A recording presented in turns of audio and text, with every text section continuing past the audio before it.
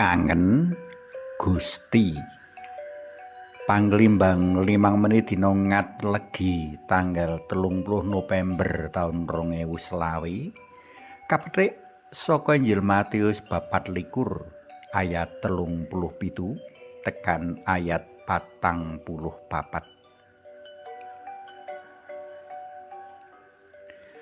Tumrap wong kang kanggonan tresna kahanan ora sesandingan marga kapisahake dening jarak utawa ditinggal golek pangupa jiwa umpamane ora ndadekake kekarone padha lali utawa nglalekake.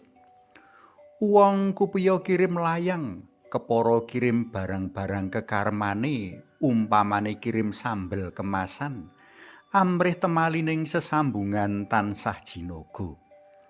Ing jaman modern iki wong bisa tilpun-tilpunan, WA-an, kirim foto kang nuduhake kawigaten marang si tinresnan. Wong uga bisa nyimpen barang kekasihe kayata foto ana dompet utawa kacu ana kesak. Para tresna pelem kinasih bareng karo pasaman suci sak jagat. Dina iki awake dhewe padha tumapak ing minggu Advent kapisan mangsa Advent taun 2020. Maosan Injil kapethik saka Injil Matius. Wosing maosan mratelakake piweling banget wigati amrih para pendherek dalem Gusti padha tansah siaga jaga-jaga nyranti rawuh dalem ing pungkasaning jaman. Tindak siaga jaga-jaga banget wigati katindakake amrih rikala Gusti rawuh para pendherek dalem Gusti ora kecolongan lan kelabaan. Tegese rikala Gusti rawuh ing pungkasaning jaman tembe para pendherek dalem Gusti tinemu padha jaga-jaga lan siaga ora ndeliya apa meneh padha ndem-ndeman sarta nindakake panggawean-panggawean ora pantes kang ora kakersakake Gusti. Pitakonane yaiku kepriye amrih bisa para pendherek dalem bisa tansah jaga-jaga lan siaga ketuk rawuh dalem Gusti. Wong rawuh dalem kuwi ora mesti wektune. Wangsulane yaiku kanthi nuwuhake jroning ati rasa kangen marang panjenengane. Amrih darbe rasa kangen, para pendherek dalem Gusti kudu darbe rasa tresna marang panjenengane. Amrih tuwuh rasa tresna marang panjenengane, para pendherek dalem Gusti kudu sadar menawa panjenengane wis luwih dhisik tresnani dheweke.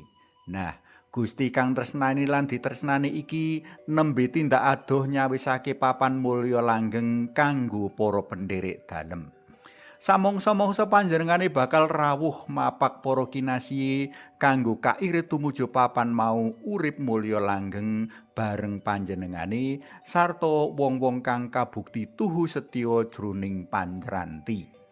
Kaya pakarti-pakarti kang kaaturake ing cecala, amrih ora kelangan punjering panjranti, para pendherek dalem kudu tansah njaga uriping rasa kangen marang Gusti kinasih. Maneka cara bisa katindakake kayata nyimpen ing dompet utawa masang ing gedhek utawa tembok barang-barang kang ngelingake marang Gusti, umpamane salib lan gambar-gambar suci. Para pendherek dalem uga bisa sengkut nganakake panggegulang sabda sacara pribadi utawa sacara geguyuban. Dene jroning kahanan lan tandang gawe padinan, para pendherek dalem bisa tansah misungsungake wektu, pikiran lan tenaga katur panjenengane. Sinambi tandang gawe para pendherek dalem Gusti uga bisa tansah sambat sebut panjenengane jroning batin, kaya kang kapituturake dening para winasis jroning donga kang sinebut doa Yesus. Kanthi mengkono, nadyan sacara tata lair adoh, ananging sacara batin caket kepara nyawiji. Para tresna pelem kinasih, amung wong kang kangen wae kang ngarepake tekane Gusti kang ditresnani. Monggo padha kaurip-urip uga kaurup-urup rasa kangen marang Gusti, amrih gampang jaga-jaga lan siaga nyranti rawuh dalem. Bareng karo Santo Yohanes Pangripta Injil ayo padha munjuk. Kunjung asma dalem Yang Rama Yang Putra Tuwin Yang Roh Suci. Amin. Duh Gusti, kapan paduka dugi, kawula boten sabar ncranti rawuh paduka. Amin. Kunjung asma dalem Yang Rama Yang Putra Tuwin Yang Roh Suci. Amin.